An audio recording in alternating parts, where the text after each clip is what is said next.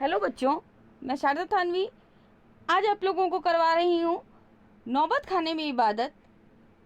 क्षितिज भाग 2 का चैप्टर है ये, नौबत खाने में इबादत। यतीन्द्र मिश्र का लिखा हुआ।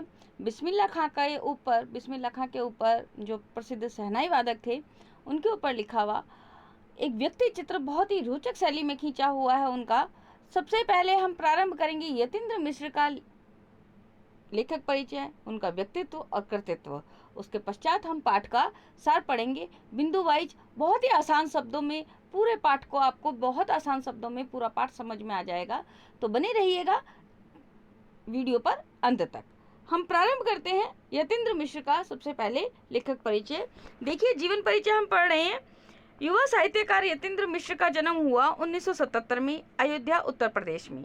उन्होंने लखनऊ विश्वविद्यालय से हिंदी से एमए किया।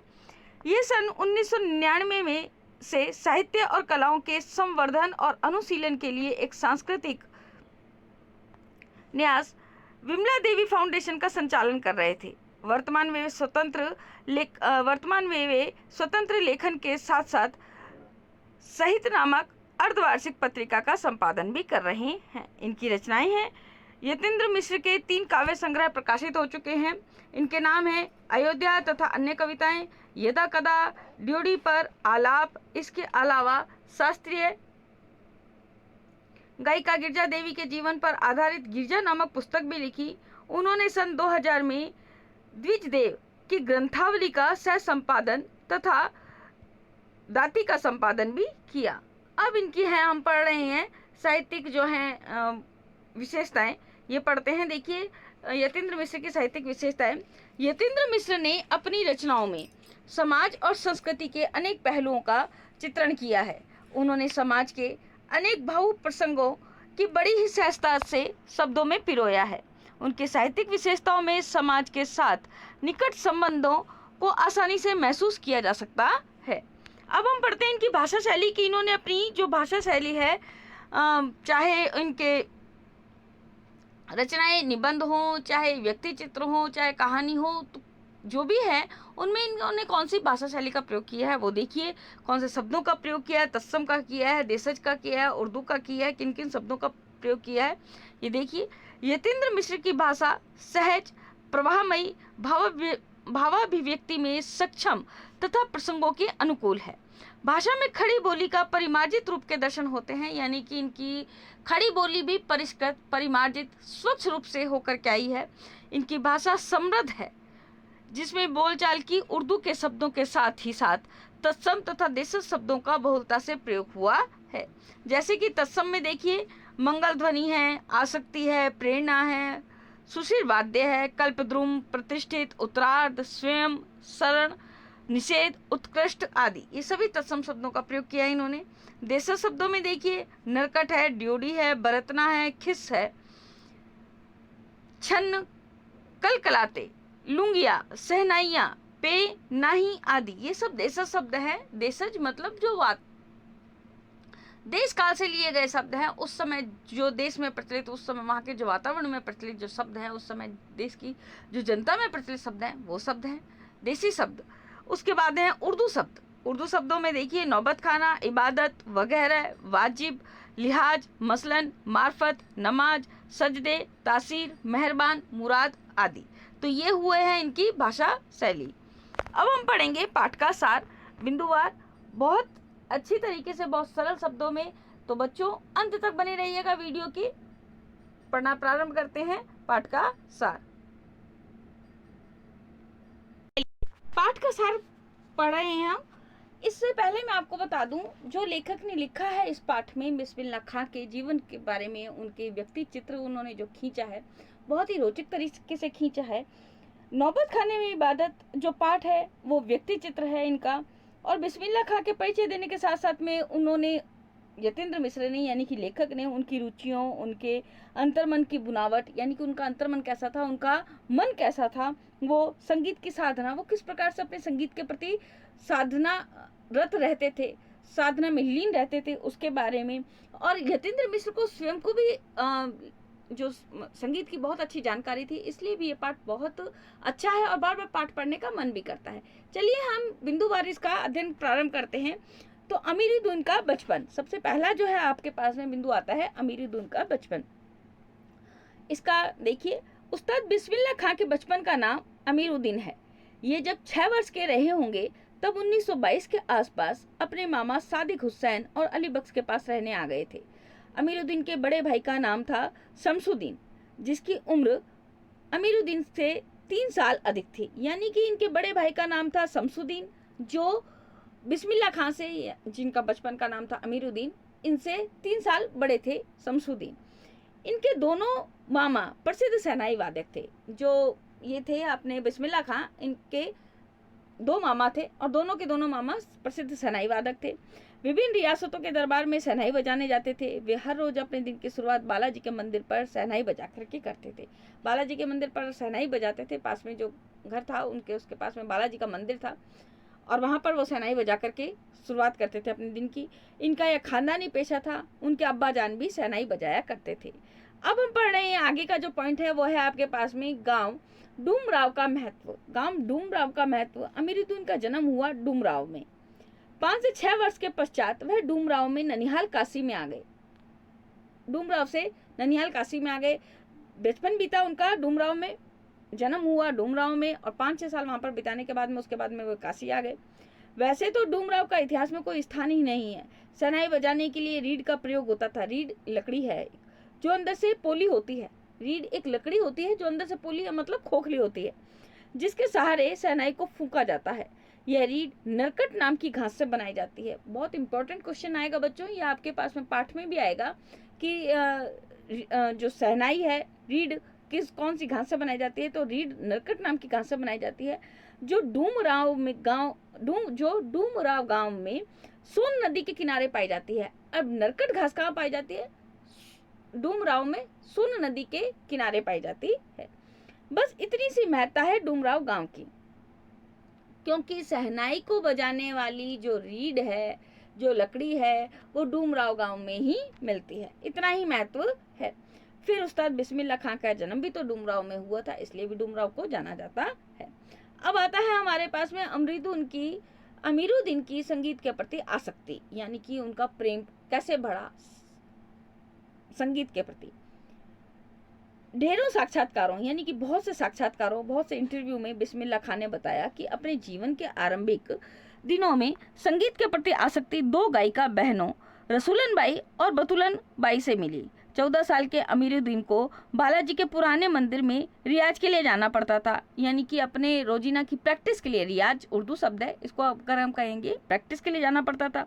बालाजी के मंदिर का रास्ता इन दोनों बहनों के यहाँ से होकर के जाता था। अमीरुद्दीन को दोनों बहनों का गाना बहुत अच्छा लगता था। शहनाई का इतिहास। अब हम पढ़ रहे हैं शहनाई के इतिहास के बारे में। वैदिक इतिहास में शहनाई का कोई उल्लेख नहीं मिलता। इसे सुशिर वाद्यों में गिना जाता है। शहनाई को कौन से वाद्यों में गिना जाता है? सुशिर वाद्यों में। 16वीं शताब्दी के उत्तरार्ध में तानसेन के द्वारा रचित बंदिश में शहनाई, मुरली, बंसी, शंगी तथा मुरछंग आदि का वर्णन आया है। अवधि पारंपरिक लोक गीतों एवं चैती में शहनाई का उल्लेख बार बार मिलता है। मांगलिक विधि विधानों के अवसर पर यह वाद्य बजाया जाता है। यह दक्षिण भारत के मंगल वाद्य नागस्वरम की तरह शहनाई प्रभाती की मंगल ध्वनि का संपूरक भी है। 80 वर्ष के उस्ताद बिस्मिल्लाह खां। अब हम पढ़ रहे हैं 80 वर्ष के उस्ताद बिस्मिल्लाह खां के बारे में। 80 वर्ष के उस्ताद बिस्मिल्लाह खां अभी तक यह सोचते थे कि 7 स्वरों के प्रयोग करने में वे अभी अपूर्ण थे। वे खुदा से सदैव यही दुआ मांगते रहते थे कि सुर में तासीर पैदा कर दे। सुर में तासीर मतलब प्रभाव, इतना प्रभाव पैदा कर दे कि सुनने वाले को इतना संगीत में डूब जाए कि वो संगीत से, मैं शहनाई बजाता रहूं और वो संगीत को सुनता ही चला जाए। संगीत में तासीर पैदा कर दे, यानी संगीत में इतना प्रभाव पैदा कर दे। उस्ताद मुहर्रम के दिन भी शहनाई बजाते थे। दाल मंडी में फातमान के करीब 8 किलोमीटर की दूरी तक पैदल रोते हुए, नोहा बजाते हुए जाते थे। इस दिन उनकी आंखें इमाम हुसैन और उसके परिवार के लोगों की शहादत में रम रहती हैं। आजादारी होती है। हजारों आंखें नम रहती हैं। हजारों वर्षों की परंपरा पुनर्जीवित हो उठती है। मुहर्रम संपन्न होता है। एक बड़े कलाकार का मानवीय रूप ऐसे अवसर पर आसानी से दिख जाता है। अब हम पढ़ रहे हैं आगे का जो बिंदु है वो है जवानी के दिनों की यादें। जो बिस्मिल्लाह खां के जवानी के दिनों की यादें हैं वो देखिए। उस्ताद कभी कभी सुकून के क्षणों में अपनी जवानी के दिनों को याद करते थे। उन्हें अपना रियाज कम, उन दिनों का जुनून अधिक याद आता है। अपने अब्बा जान और उस्ताद को कम, पक्का महल की कुलसुम, हलवाइन की कचौड़ी वाली दुकान और गीता बाली और सुलोचना को ज़्यादा याद करते थे। सुलोचना उनकी पसंदीदा हीरोइन थी। वे याद करते थे कि जब मैं 4 साल का रहा होऊंगा तब कैसे नाना को शहनाई बजाते छिपकर सुनता था। उनके चले जाने पर उनकी शहनाई को ढूंढकर बजाता था। फिल्म देखने का बुखार बना रहता था। 3rd क्लास का टिकट 6 पैसे का मिलता था और 2-2 पैसे मामू, मौसी और नानी से लेकर घंटों लाइन में लगकर टिकट हासिल करता था। सुलोचना की कोई भी फिल्म बिना देखे नहीं छोड़ता था और कुलसुम की देसी घी वाली कचौड़ी की दुकान से कचौड़ी नहीं छोड़ती थी। आगे का जो बिंदु है वो देखिए। काशी विश्वनाथ के प्रति भी अपार श्रद्धा। बिस्मिल्लाह खां की काशी विश्वनाथ के प्रति भी अपार श्रद्धा थी। वे वहाँ पे भी नियमित रूप से शहनाई वादन करते थे। काशी में परंपरा के अनुसार हनुमान जयंती पर विशेष आयोजन होता है। वहाँ 5 दिनों तक गायन वादन की उत्कृष्ट सभा होती है।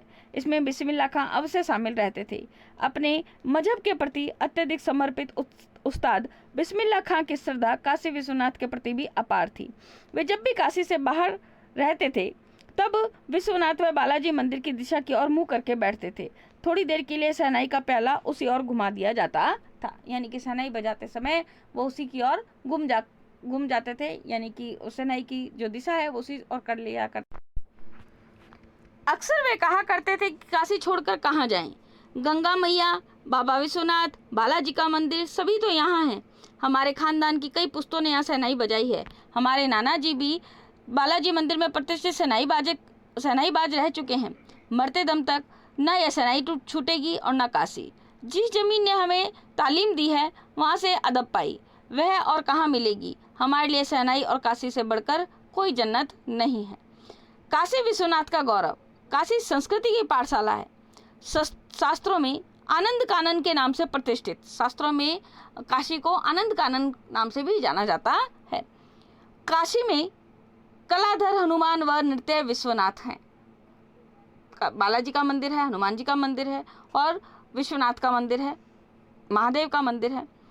काशी में बिस्मिल्लाह खां हैं। काशी में हजारों सालों का इतिहास है, जिसमें पंडित कंटे महाराज हैं, विद्याधरी हैं, बड़े रामदास जी हैं, मौजूदीन खां हैं, वह इन रसिकों से उपकृत होने वाला अपार जन समूह भी है। यह एक अलग काशी है जिसकी अलग तहजीब है, अपनी बोली और अपने विशिष्ट लोग हैं। इनके अपने उत्सव हैं, अपना गम, अपना सेहरा बनना और अपना नोहा। आप यहाँ संगीत को भक्ति से, भक्ति को किसी भी धर्म के कलाकार से, कजरी को चैती से, विश्वनाथ को विशालाक्षी से, बिस्मिल्लाह खां को गंगा द्वार से अलग करके बिल्कुल भी नहीं देख सकते। अब पढ़ रहे हैं हम उस्ताद बिस्मिल्लाह और शहनाई।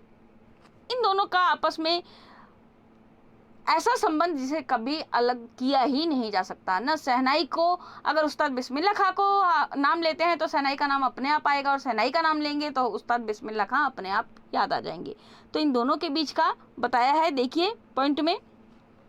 अक्सर समारोह और उत्सवों में दुनिया कहती है कि ये बिस्मिल्लाह खां है। बिस्मिल्लाह खां का मतलब बिस्मिल्लाह खां की शहनाई। किसी दिन एक शिष्य ने डरते डरते खां साहब से को टोका, बाबा आप ये क्या करते हैं, इतनी प्रतिष्ठा है आपकी, अब तो आपको भारत रत्न भी मिल चुका है, यह फटी अहमद ना पहना करें, यानी कि जो धोती है वो फटी हुई ना पहना करें, अच्छा नहीं लगता। जब भी कोई आता है आप इसी फटी अहमद में सबसे मिलते हैं। खां साहब मुस्कुराए, लाड से भरकर बोले, धत पगली, ये भारत रत्न हमको सहनैया पे मिला है, लुंगिया पे नहीं। तुम लोगों की तरह बनाव सिंगार देखते रहे तो उम्र ही बीत जाती, हो चुकती सहनाई, तब क्या खाक रियाज हो पाता। ठीक है बिटिया, आगे से नहीं पहनेंगे, मगर इतना बताए देते हैं कि मालिक से यही दुआ है कि फटा सुर ना बख्शे। लुंगिया का क्या है, आज फटी है तो कल सी जाएगी। बिस्मिल्लाह खां की चिंता, अब उनकी जो चिंता लगी रहती थी उनको, वो क्या थी देखिए। काशी से मलाई बर्फ बेचने वाले जा चुके हैं, अब देसी घी की कचौड़ियाँ भी नहीं रही। संगतियों के लिए गायकों के मन में कोई आदर नहीं रहा। घंटों रियाज को अब कौन पूछता है। कजली, चैती और अदद का जमाना नहीं रहा है। धीरे धीरे सारी परंपराएं लुप्त हो रही हैं। बनते बिगड़ते इतिहास में जो कुछ बचा है वह काशी में है। काशी आज भी संगीत के स्वर पर जगती है और उसी के थापों पर सोती है। काशी में मरण भी मंगल माना गया है। काशी आनंद कानन है। काशी में सबसे बड़ी बात यह है कि दो कौमों को एक होने व आपस में भाईचारे के साथ रहने की प्रेरणा देता रहा है। संगीत के नायक उस्ताद बिस्मिल्लाह खां, भारत रत्न से लेकर इस देश के ढेरों विश्वविद्यालयों की मानद उपाधियों से अलंकृत वह संगीत नाटक अकादमी पुरस्कार एवं पद्म विभूषण जैसी सम्मानों से नहीं, बल्कि अपनी अजय संगीत यात्रा के लिए बिस्मिल्लाह खां साहब भविष्य में हमेशा संगीत के नायक बने रहेंगे। 90 वर्ष की भरी पूरी आयु में 21 अगस्त 2006 को संगीत रसिकों की हार्दिक